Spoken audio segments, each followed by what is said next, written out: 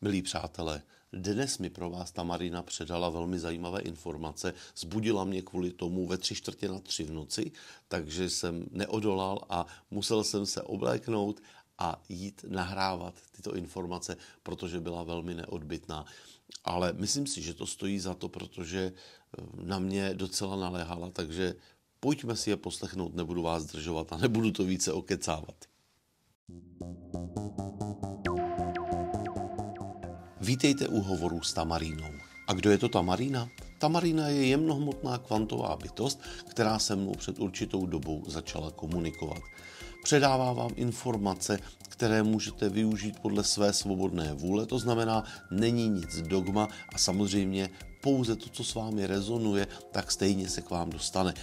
A pokud vás zajímá více o Tamaríně, tak se můžete podívat na některá videa ze začátku naší spolupráce právě na tomto kanálu Hovory s Tamarínou. Ahoj Tamaríno.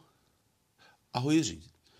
Jsem rád, že opět začala naše aktivní spolupráce v předávání informace širšímu publiku.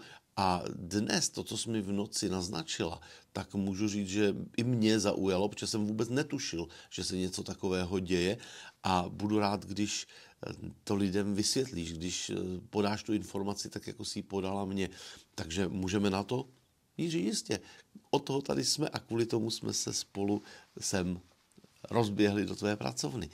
Takže v tuto chvíli bych vás též ráda přivítala u naší debaty a věřte, já jsem chtěla i dříve vám předávat informace, ale nebylo to možné, protože v okamžiku, kdy mnoho lidí očekávalo tu pomoc, že vám přinesu jako nějaký spasitel nebo že vám řeknu zázračný návod na to, jak si máte svůj život vylepšit, tak mně to přestalo dávat smysl a proto jsem se odmlčela, protože jsem cítila tu chuť na sobě pracovat jenom tehdy, když vám někdo dá ucelený návod, ale tu neochotu na sobě pracovat a hledat a občas se třeba i potrápit. Já vím, je to náročné, ale teď jsem si prožila pozemní inkarnace a vím, jak to vůbec v té vaší sféře chodí. Nicméně mám pro vás velmi zajímavé informace, které vám teď mohu zveřejnit, mohu vám je zpřístupnit a jak s nimi naložíte, tak váš život se bude ubírat. Vy jste se v tomto měsíci, a ještě podotýkám, že v tomto okamžiku se bavíme o vašem čase, to znamená nikde jinde čas jako u vás na zemi takový není.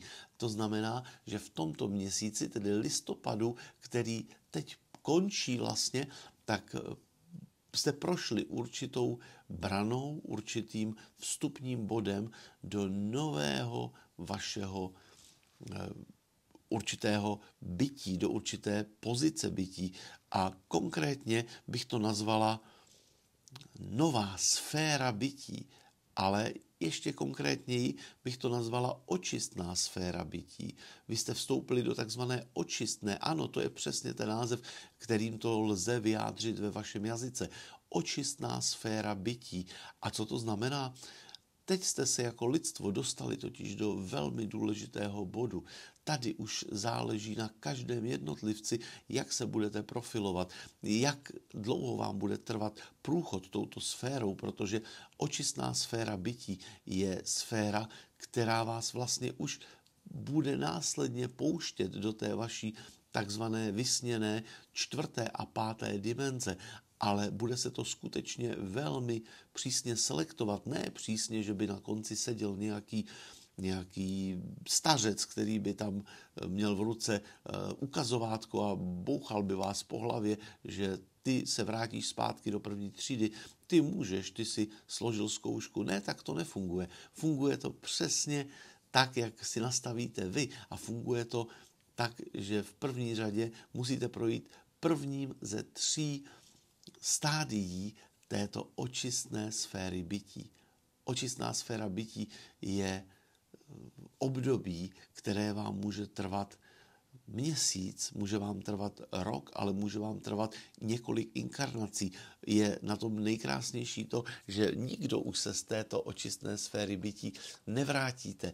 A není to o tom, že se nevrátíte zpátky, ale vy i když půjdete do nové inkarnace, i když se budete inkarnovat do nových vašich životů, i když se budete inkarnovat například ve vašem čase někam do minulosti, což někdy může zatoužit vaše duše, aby si určité zkušenosti zpřístupnila, aby si určité zkušenosti objasnila, ozřejmila, tak vy se vždy ale už budete držet v očistné sféře bytí, protože to je velmi důležité nejen pro vás jako pro lidstvo, nejen pro vás jako pro druh, ale pro celou vaši galaxii, která vlastně čeká na to, až vy přetransformujete. A to je velmi důležité. No a teď pojďme k té očistné sféře bytí. Já vám dnes dám jenom takové základní informace, abyste si to v klidu mohli přebrat, v klidu, abyste si to přelouskali. No a až přijde čas, tak budeme pokračovat dál.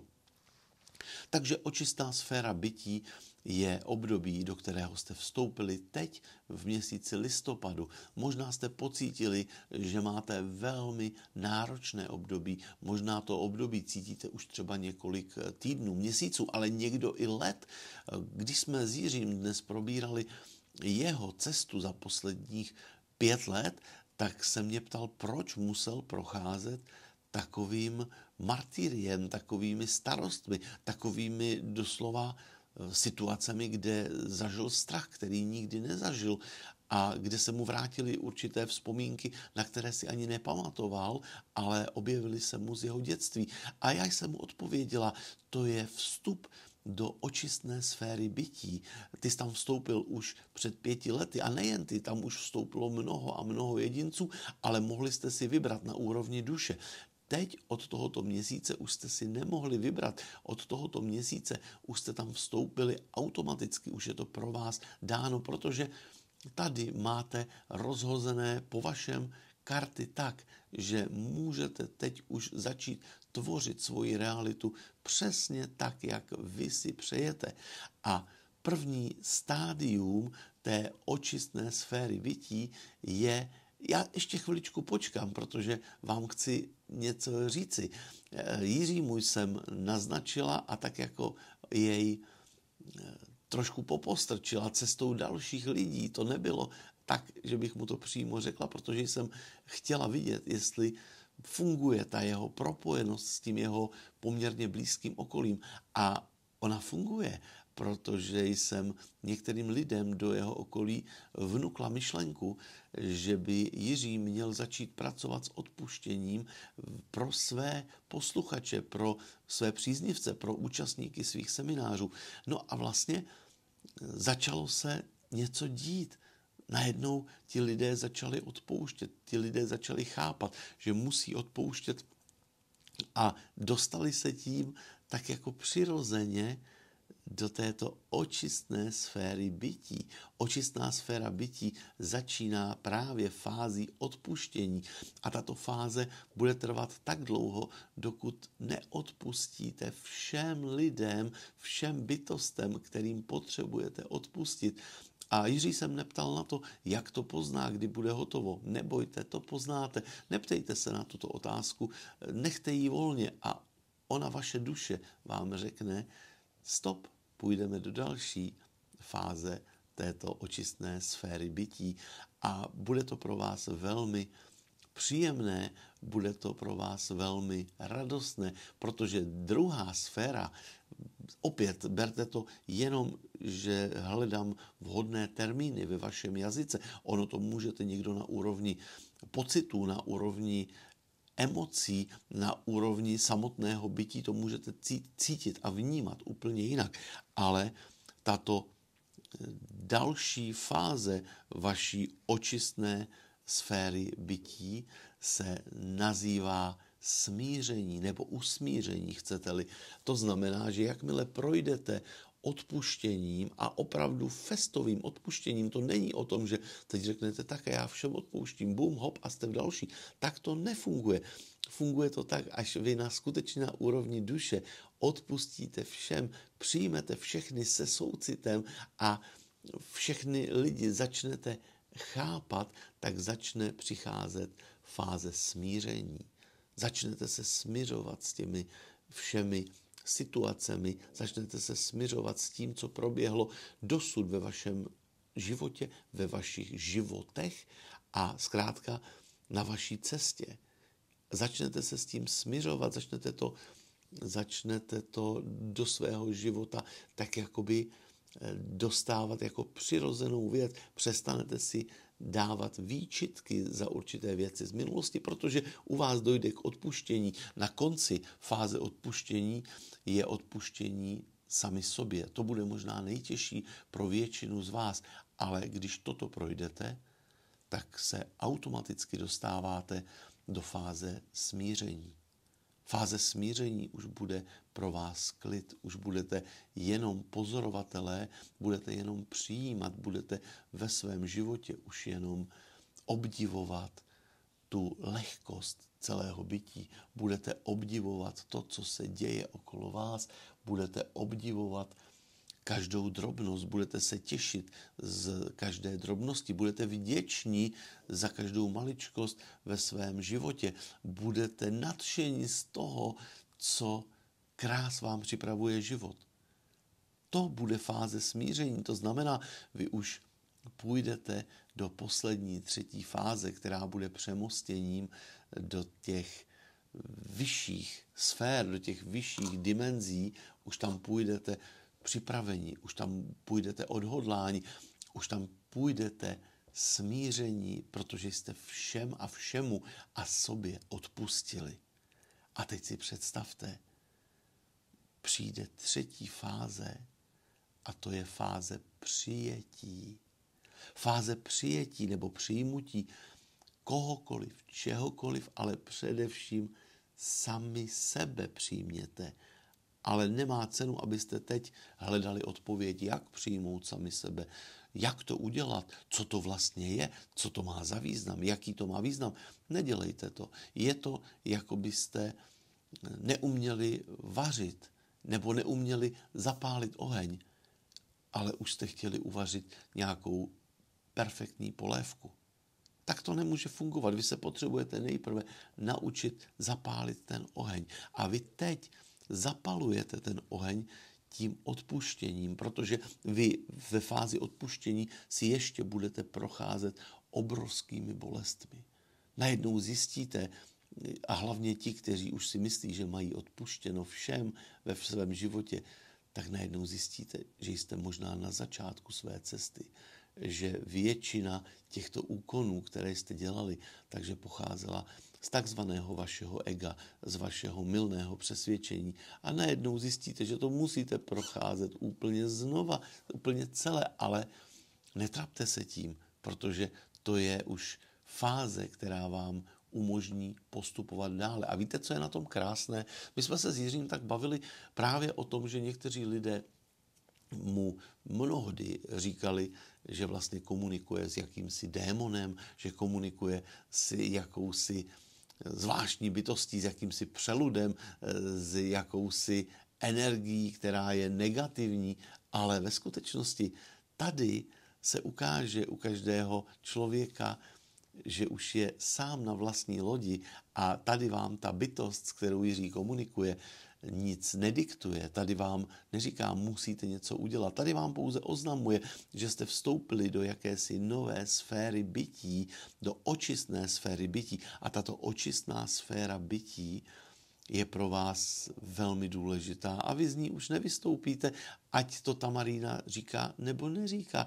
Ale co je podstatné, že vy budete stále více chápat tato slova a nakonec dojde k tomu, že se usmíříte ne se mnou, ne s životem, ne s lidmi, ale sami se sebou.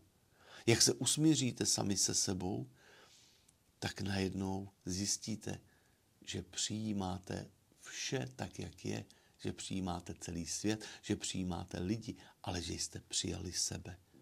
Jak přijmete sebe, tak pochopíte smysl. Myslím tím ten hluboký, ten základní smysl svého života.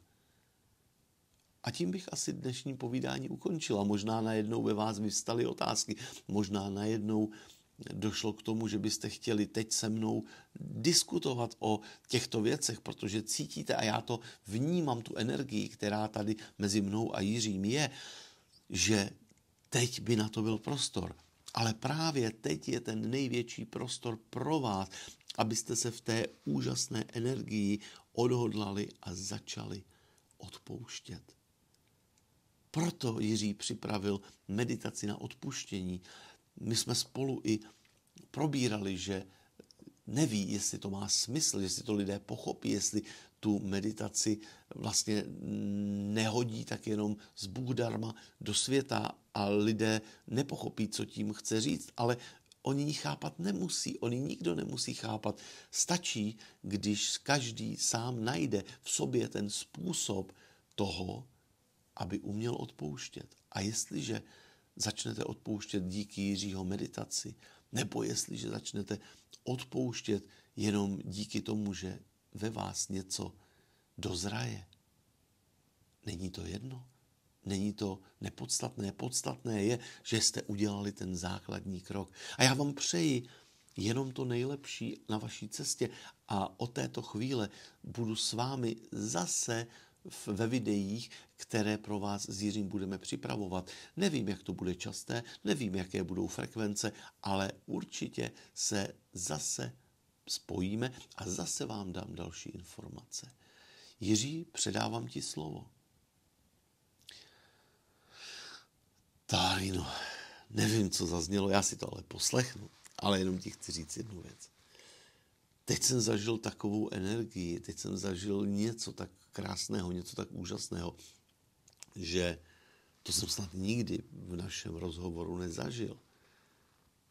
Proto ještě se sem vrát, ještě zkus mi prozradit, co to bylo.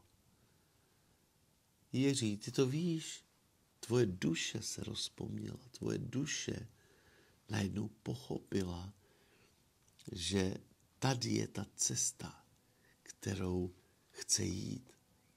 A to jsou ty pocity, to jsou ty emoce, které v tobě teď probíhají, které teď hledají tu cestu. Oni ji nehledají, oni už tam jsou na té cestě.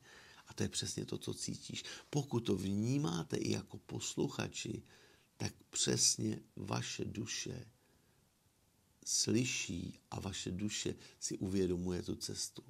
Ale nenechte se zmást. Stále poslouchejte svoji intuici. Stále nikomu nevěřte, jak vám říká Jiří. Nevěřte Jiřímu, nevěřte mně, nevěřte sobě. Všechno si nechte důkladně prověřit od vaší intuice. Ne od rozumu, od vaší intuice. A to je přesně ten pocit, který teď Jiří při této naší komunikaci zažívá. Jiří, já si myslím, že můžeme zase udělat brzy nějaké povídání, třeba jenom na to, že se všichni nacítíte do nějaké energie a budete vnímat, jestli je vám tam dobře, nebo vám tam není dobře. Co ty na to? Tamarino, můžeme to udělat?